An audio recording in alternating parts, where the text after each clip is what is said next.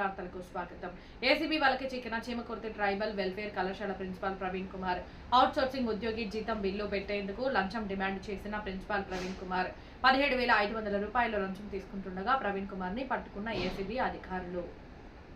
ఈరోజు మాకు వచ్చిన సమాచారం మేరకు AP tribal welfare residential school Chimakurthi principal పైన రైడ్ చేయడం జరిగిందండి.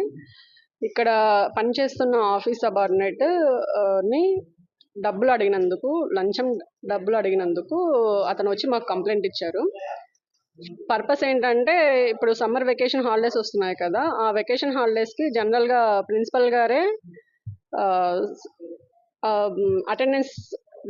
అటెండెన్స్ షీట్ అనేది సబ్మిట్ చేయాల్సి వస్తుంది.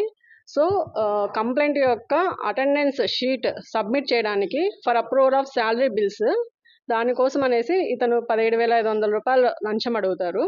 సో ఇతను మళ్ళీ ఈరోజు మన కంప్లైంట్ని డబ్బులు అడుగుతుండగా అతను ఇస్తూ ఉండగా మేము రెడ్ హ్యాండెడ్లో పట్టుకోవడం జరిగింది. ఒంగోలు నుంచి వచ్చామండి. ఒంగోలు ఏసీబీ టీం అంతా వచ్చాం.